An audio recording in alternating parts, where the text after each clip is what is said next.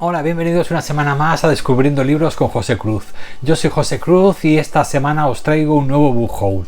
Y como habréis visto en el título, se trata de un book haul de libros del gran maestro Máximo Gorki. Sabéis que a mí me encanta Máximo Gorki y de hecho es el que lleva el nombre de nuestro club de lectura, del Club Gorki Podcast, mi compañero Pablo Soria y yo. Y bueno, es un escritor del realismo, más bien llamado, era como una escuela que era de esa época, ¿no? O sea, que era el realismo socialista, porque sabéis que fue pues Gorki estaba a caballo entre el siglo XIX y el siglo XX, por lo tanto estaba en todos los cambios y todos los cambios tumultuosos que se estaban dando en la última etapa del zarismo, y por lo tanto pues bueno, los movimientos socialistas estaban pues al orden del día en aquella zona y bueno, se estaban respirando ya los aires de revolución, y por lo tanto pues con este autor que además tenía una cosa que a mí me encantaba, y es que ese realismo normalmente solía ser de lo que él veía, es decir, que él era testigo de lo que escribía, es decir, que imaginación tenía poca, es decir, no que no tuviera, sino que me refiero a que le gustaba ser testigo de todo aquello que escribía. Por lo tanto, prácticamente casi todo lo que él escribió, todo lo había visto él con sus ojos, ¿no? Por lo tanto, como testigo de primera fila de aquellos años tan tumultuosos y con una pluma a la vez muy sencilla, porque él escribía de una forma muy sencilla, pero solamente cuando te introducías en su lectura te dabas cuenta de lo rico que era y cómo te iba llevando hasta alcanzar una óptica muy fiable, o sea, muy fiel de lo que te quería contar. Pues bueno, creo que Gorki era, ya os digo, un maestro, bueno, de la literatura y del realismo. De hecho, estuvo nominado 5 veces al premio Nobel, al premio Nobel de literatura.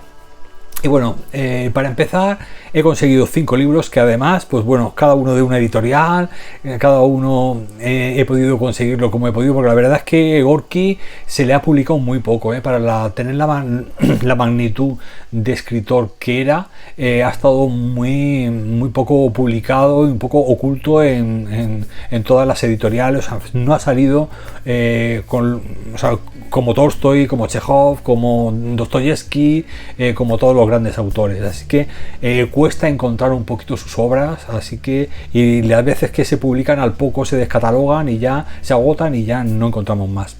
Así que bueno, pues para empezar he encontrado un tesoro que se llama La Angustia, que he tenido que conseguirlo, como veis, en esta edición porque no se ha vuelto a publicar ninguna otra obra posterior a la edición de 1973, que es esta, que es la edición de La Angustia. La Angustia, pone ahí el titulito. Pues bueno, esta es de una editorial, yo os digo, del año 73, de Ediciones Mundilibro catalana, de Barcelona. Y bueno, esta obra nos relata cómo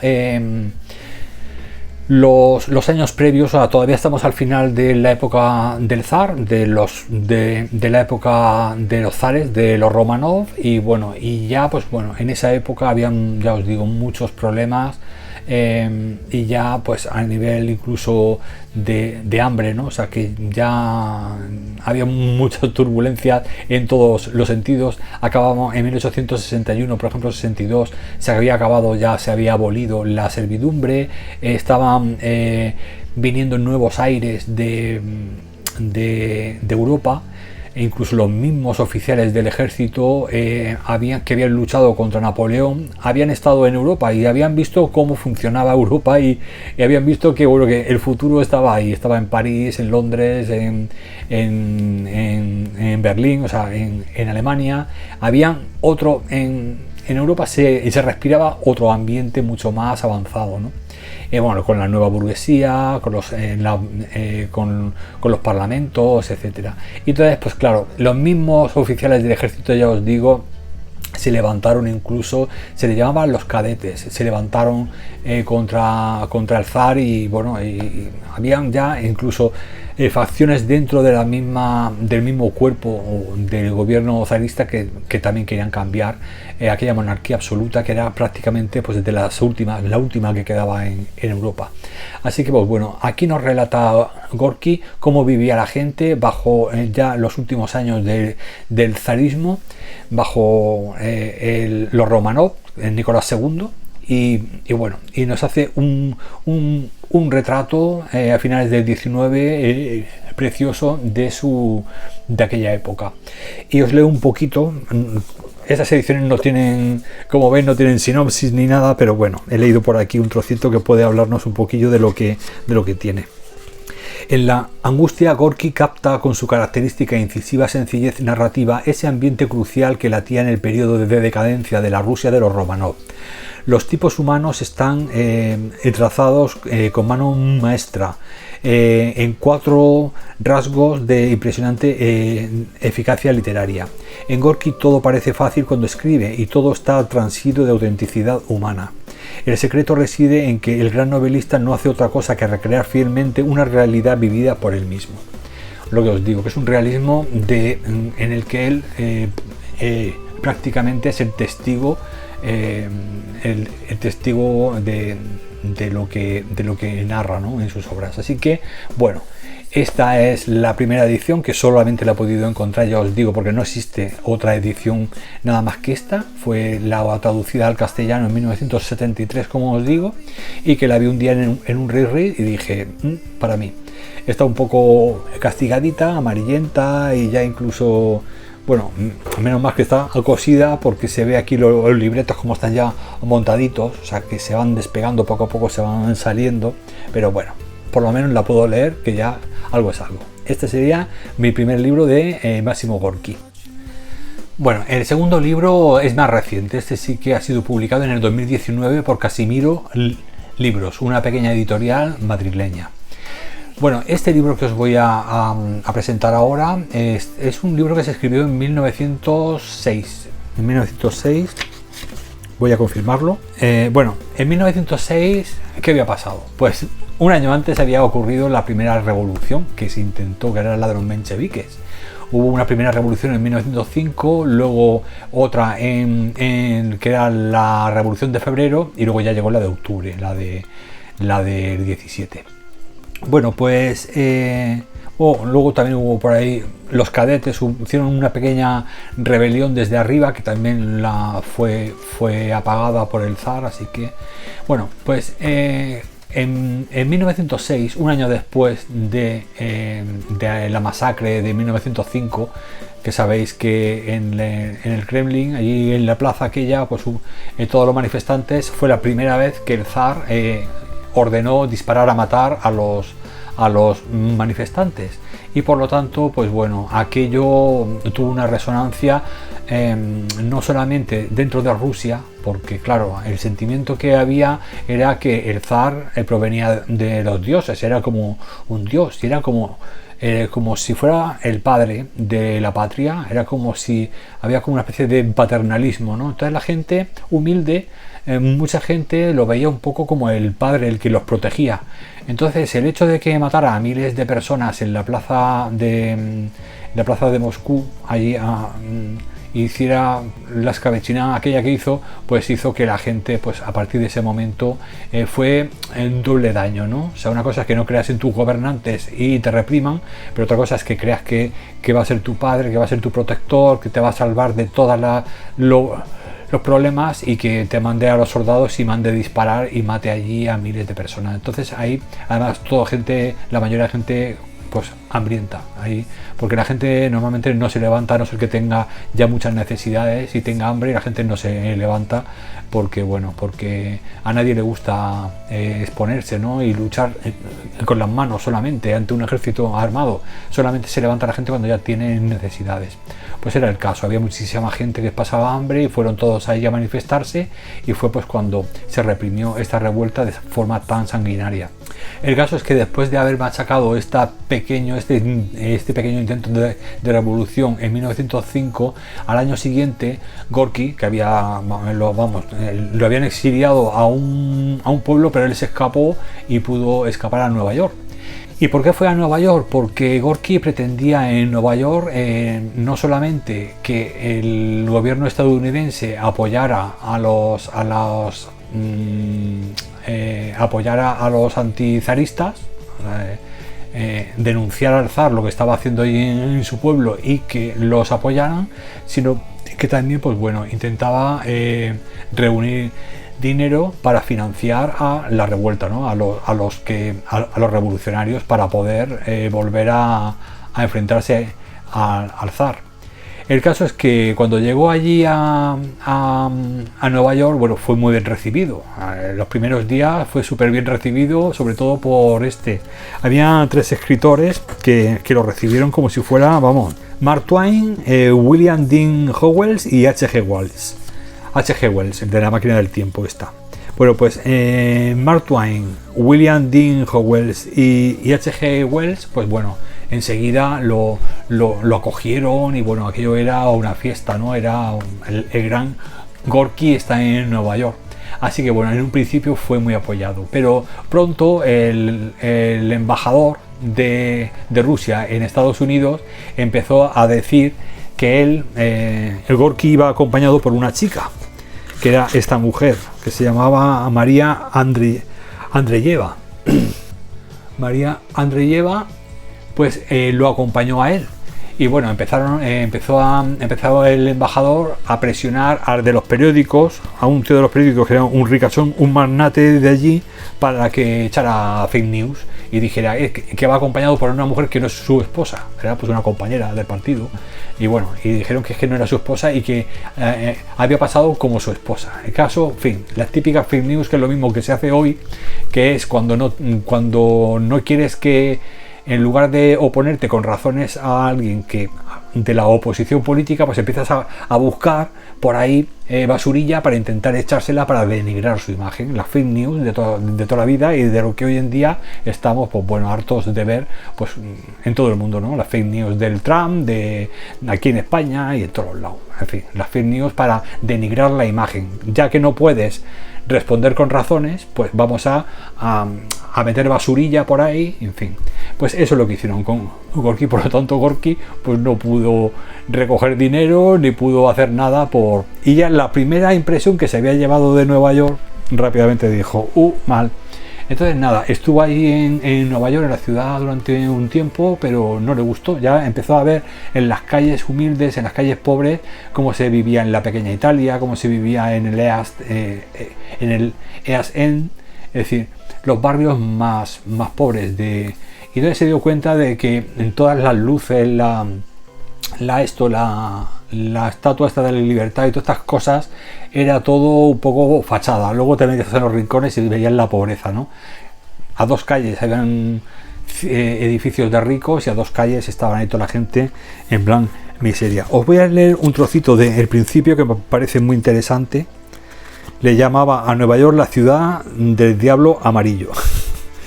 Bueno, os voy a leer un poquito en la introducción de este libro, que no lo he enseñado. No. Nueva York de Máximo Gorky. Pues bueno, este librito ya os digo que es una maravilla. Bueno, pues he empezado a leerlo ya en cuanto lo he recibido, pero bueno, aún me queda, aún no lo he terminado. Gorky en Nueva York, 1906. El 28 de marzo de 1906, Máximo Gorky llegó a Nueva York, como antes en Berlín o París, pero donde pasó huyendo del destierro en Riga, al que le condenaron las autoridades zaristas por su participación en la revolución de 1905, que era la menchevique. Gorky fue recibido con honores de masa como un renombrado escritor. Su viaje tenía un propósito político: denunciar la autocracia zarista, impedir que desde los Estados Unidos se suscribiera deuda emitida por Rusia para financiar la guerra con Japón y la represión contrarrevolucionaria, y también recaudar fondos para el Partido Obrero Socialdemócrata de Rusia. Sabéis que entonces, antes de la Primera Guerra Mundial, ya estaba el zar con una guerra contra Japón, la ruso-japonesa, ¿no? Aquella en la zona de Manchuria. Bueno, pues pretendía financiarlo comprando ofreciendo deuda a Estados Unidos, ¿no? Y entonces este iba allí para ver que no le dieran dinero al gobierno ruso para financiar esa guerra. En sus palabras, vengo a Estados Unidos para encontrar en el pueblo americano gente que se compadezca de los sufrimientos de mis compatriotas, que con tanto ahínco luchan y con tanto coraje soportan su martirio por la libertad. Ha llegado el momento de la revolución. Ha llegado el momento de derrocar al régimen zarista. Ha llegado ahora. Pero necesitamos dinero. Me presento aquí ante ustedes como un mendigo por la libertad de Rusia. En este empeño, como os comentaba, contó con el apoyo de destacados escritores estadounidenses como Mark Twain, William Dean Howells y H.G. Wells. Sus primeros días en Nueva York fueron de asombro y celebración. Decía, es un país maravilloso, sin duda es la tierra prometida. Espero vivir lo suficiente para llegar a ver algo parecido en Rusia. La gente por la calle parece tan feliz, tan consciente de sus derechos. Espero que podamos ver pronto caras así en Rusia. Ahora no son así. Las gentes de las calles de San Petersburgo y Moscú en estos días de tristeza y sufrimiento son como un cortejo fúnebre. Aquí, sin embargo, hasta las ardillas, los pájaros parecen saber que tienen derechos. ¿Qué es lo que dice su constitución? La vida, la libertad y la consecución de la felicidad. Pero a mediados de abril, por instigación del embajador ruso en Washington, los periódicos controlados por William Randolph Hearst iniciaron una campaña contra Gorki, con el argumento de que la mujer que lo acompañaba, la actriz Andreeva, no era su legítima esposa. Ante el escándalo, ningún hotel quiso alojarle y tuvo que pernoctar en una comuna de Staten Island. Perdió muchos apoyos, apenas recaudó fondos, cambió sus impresiones iniciales sobre el país y acabó retirándose a las montañas de Adirondack, en el estado de Nueva York, donde durante este destierro estadounidense escribió La Madre y Los Enemigos, sobre todo La Madre, una de sus o su obra más icónica, así como los relatos aquí recogidos y ya entonces publicados, en los que sin duda no ganó en amistades locales. Es decir, escribió este libro hablando sobre Nueva York, echando pestes de Nueva York, y los publicó allí. Por lo tanto, no se hizo muchos amigos, la verdad sea dicha. A principios de octubre abandonaría los Estados Unidos camino de Capri. En un artículo, Gorki dejó escrito esta frase ambigua: quien quiera hacerse rápidamente socialista, que viaje aquí a los Estados Unidos. Muy bueno, muy bueno. Así que, pues bueno, este librito, bueno, es súper fino, 80 y pocas páginas, 84 páginas, pues bueno, este me lo voy a terminar ahora mismo. Así que, pues bueno, este es el segundo de este book haul de Máximo Gorki, que por supuesto os haré un especial con los 5 libros muy próximamente. Bueno, en tercer lugar os traigo otra maravilla por la editorial Funambulista, que es este libro publicado en 2018, Correspondencia entre Chejov y Gorki. Bueno, Chejov falleció en 1904, de manera que y Gorki falleció en 1936, cuando empieza la Guerra Civil Española. Por lo tanto, es muy contemporáneo, es decir, mucho más contemporáneo que Chejov. De manera que cuando se conocen, cuando empiezan a cartearse, la primera carta es en 1898, cuando empezaron a cartearse Gorki y Chejov.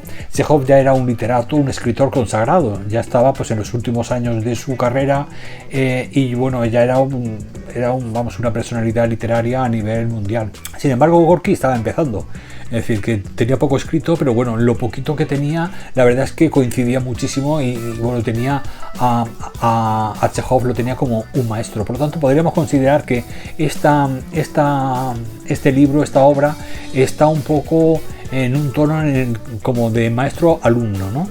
El maestro sería Chejov y el alumno sería Gorki, que quiere aprender de Chejov.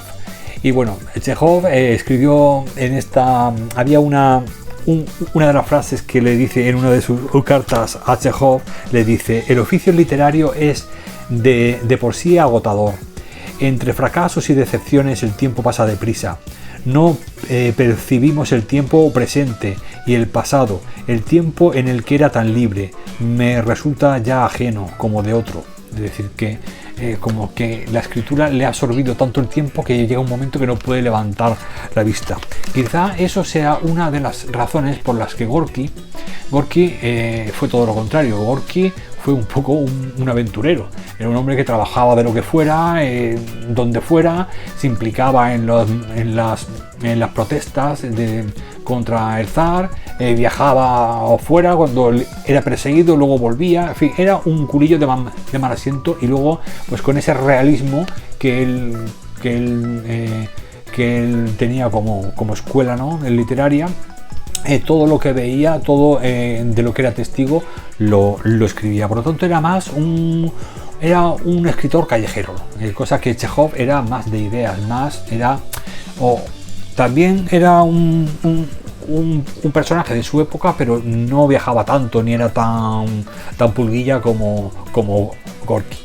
Entonces aquí, pues ya os digo, Gorky pues, y Chejov se cartean durante unos años, y de ahí pues surge una amistad porque Gorky era muy amigo tanto de Chejov como de Tolstoy, era muy amigo de los dos, pero con Chejov se carteaba mucho más a menudo, y por lo tanto, pues bueno, también sería por la diferencia de edad, había un poco menos de diferencia de edad, y bueno, estaban siempre, pues eso, en contacto, porque Gorky siempre estaba de un lado para otro.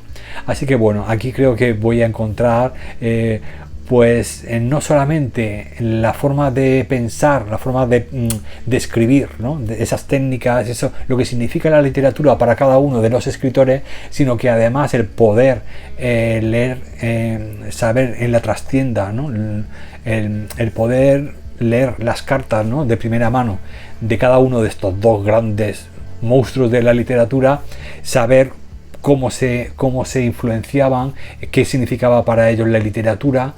Para uno era más acción, para el otro era más sugerir, uno era más realismo, el otro era más tenía su propio estilo. Es decir, el cuento, por ejemplo, o sea, entonces esa trascienda del pensamiento literario de estos dos grandes hombres, creo que tiene que ser impresionante el saber lo que había detrás, ¿no?, de estos dos grandes escritores. Por lo tanto, bueno, cuando vi que habían publicado esta editorial El Funambulista, porque estuvo agotado, entonces hasta ahora no lo han vuelto a reeditar, que es ya la tercera edición que sacan. Por lo tanto, he aprovechado, digo, que no me vuelva a quedar sin él, porque si no, no puede ser. Así que pues bueno, esta no os leo porque ya prácticamente lo que os he dicho es lo que he leído aquí detrás. Y aquí, pues nada, tercera edición, La amistad de dos genios de las letras rusas. Y nada, pues creo que va a ser una experiencia preciosa leer las cartas de estos dos grandes autores. Bueno, el cuarto libro que os traigo es de la editorial Eneida, y se trata de Los Vagabundos. Los Vagabundos es un libro que contiene cuatro historias también muy interesantes, ya veréis. Los Vagabundos de Máximo Gorki reúne cuatro historias de intensa profundidad, tanto psicológica por el estremecedor análisis de los marginales personajes, como apasionada y emotiva, ya que no son solamente figuras literarias las que podemos descubrir en estas imperdibles narraciones, sino que constituyen semblanzas realistas de seres humanos desheredados que gravitan en un mundo desgarrado y miserable, al que nos asomaremos sobrecogidos, guiados por la magistral pluma del fundador del realismo socialista en Rusia.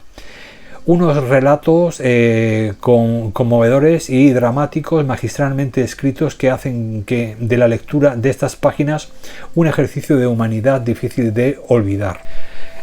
Una cita de Máximo Gorki dice así: la búsqueda de Dios es una ocupación inútil, pues no hay nada que buscar donde nada existe. A los dioses no se les busca, se les crea. Así que pues bueno, ya os digo, esta es una editorial que se llama Eneida y con la línea Confabulaciones. Y bueno, sé que hay una edición mejor de este libro, que no recuerdo ahora mismo. Espérase un momentico que lo voy a mirar. Efectivamente, la edición del Reino de Cordelia, pero claro, a ese se subía un poquito más, y digo, pues bueno, pues como son 4 relatos nada más, digo, tampoco es cuestión de voy a intentar ahorrar en algunos, porque el último que os traigo me salió muy caro. Entonces, pues bueno, así ya pues compensaban un poquito. Pero que sepáis que tenéis los Vagabundos en la maravillosa edición de Reino de Cordelia, que os pondré por ahí la portadita y bueno, ya veréis cómo es, en fin, mucho más interesante. Así que pues bueno, Los Miserables, pues bueno, los Vagabundos, otra de las obras de Gorki que ya estoy deseando y que no es tampoco muy extensa. Los 4 relatos son 227 páginas y bueno, el primero sería Mi compañero, el segundo Malva, el tercero Chelkache y el cuarto Konovalov. Así que pues bueno, vamos a ver qué tal. Seguro que serán pues una maravilla. Y imagino pues que nos relatará pues todo las miserias que se vivían en aquella época bajo el zar en Rusia. Bueno, y ahora la joya de la corona de este book haul de Máximo Gorki, pues viene, como suele ser habitual, de la mano de Alba Clásica, y se trata de narraciones de Máximo Gorki, narraciones de 1892 a 1924. A ver, así, que lleva el plastiquillo, no se lo quiero quitar hasta última hora, pero bueno. Bueno, pues este es el maravilloso, la maravillosa recopilación de relatos, de narraciones de este autor que se ha publicado, que se ha reunido aquí con las maravillosas traducciones de Alba. He comprobado, por supuesto, antes de adquirirlo, que ninguno de los otros 4 que tenía estaba incluido aquí, y ya he comprobado que no, ni lo de Nueva York, por supuesto, ni lo de Correspondencia, Los Vagabundos tampoco está aquí, y bueno, he comprobado que no había ninguno, y La Angustia, por supuesto, tampoco está aquí. Así que pues nada, así ya intento poco a poco encontrar todo lo poquito que se ha traducido al español de Gorki, y que bueno, digo actual. Antiguamente en los 70 o en los 80 sí que se publicó más, pero ahora vamos, está prácticamente todo descatalogado. Y por eso, pues bueno, todo lo que encuentro, y más si es así de calidad como esta maravillosa obra en tapa dura de Alba, que es de la línea clásica. Alba Clásica, sabéis que está la mayor, la clásica y la minus. Pues bueno, hay otras, ¿no? La Avis, la rara Avis y todas estas, pero así de clásicos serían esas 3. Y bueno, pues esta, como veis, es todos los relatos que iba escribiendo Gorki en ese tramo de años, que son prácticamente casi todos los años que estuvo escribiendo. Os voy a leer un poquito la sinopsis. La publicación a principios de la década de 1890 de los primeros relatos de Máximo Gorki revelaron a un autor insólito en las letras rusas. No solo conocía en profundidad las leyendas populares y se movía con desenvoltura en la tradición de la narración oral, sino que había recorrido la inmensidad de las estepas, de las orillas del Volga y el Mar Negro, de las tierras del Cáucaso y Crimea, y convivido con una legión de vagabundos, jornaleros, delincuentes, prostitutas, que hasta entonces nadie había reclamado con tanta veracidad para la literatura. Los ex-hombres, como se titula uno de sus más célebres relatos, tomaron por sorpresa la escena literaria, y sus vidas atribuladas, sus pasiones brutales y su dignidad perdida se colaron en las tramas del realismo, ofreciendo una imagen inédita de un mundo sin justicia humana en medio de una naturaleza colosal. Chejov y Tolstoy no tardaron en declarar su admiración, y a principios del siglo XX Gorki ya era junto a ellos el escritor más popular de su tiempo. Este volumen de narraciones reúne 14 de sus mejores piezas en una selección amplia y representativa que cubre desde el principio los años más productivos de su carrera. Según Anton Chejov, dice, ¿qué opinión tengo? Un talento indudable, y además un verdadero y gran talento. Vamos, que nada, pues eso. Como veis, las narraciones son pues unos relatos que él iba a lo largo de toda su vida escribiendo por todas las aventuras y todos los viajes que iba haciendo. Y como veis, es un hombre que lo que escribía era lo que iba viendo día a día por su recorrido por el Volga, por las estepas, por todas las regiones de la Rusia de aquella época. Y por lo tanto, pues bueno, creo que es un hombre de mundo, y que escribía, su realismo era el del testigo de primera persona. Ese es el valor que creo que tiene estas páginas y la literatura de Gorki. Así que pues bueno, muy contento con las 5 adquisiciones y ya os digo que prontico os voy a hacer un especial de Máximo Gorki. Leí también otro libro de él, que era el de, a ver si me acuerdo, era medio ensayo, era una historia cortita, pero era más bien como un ensayo. No me acuerdo página. Bueno, os pondré por ahí la portadita, porque así ya acabamos antes. Y bueno, y de entre estos 6 os haré luego eso, un top 5 con un top 5 de lecturas de Máximo Gorki. Así que bueno, estoy seguro que alguna de ellas os gustará y que bueno, que creo que tiene un valor, pues ya os digo, para la literatura rusa y para la literatura universal, maravillosa. Y luego pues eso, una literatura muy realista y que bueno, que era un poco la visión de un escritor de todo lo que iba ocurriendo alrededor de su entorno, de por dónde iba en su país, y en una época pues eso, súper turbulenta, en el que pasaron muchas cosas en poco tiempo. Por lo tanto, creo que van a ser todo lecturas muy intensas y donde podemos aprender mucho más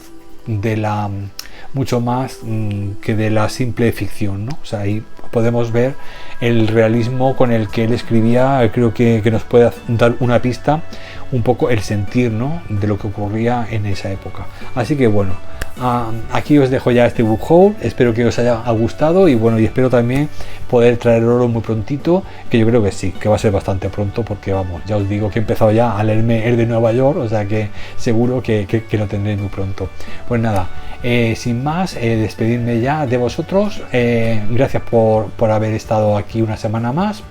Y bueno, la semana que viene seguramente os traeré la presentación de mi libro, porque ya lo he publicado, el cuarto libro, y por lo tanto pues bueno, no he recibido los primeros ejemplares todavía. Por lo tanto, cuando lo reciba ya os haré la presentación de mi cuarto libro, y bueno, espero que sea el lunes que viene.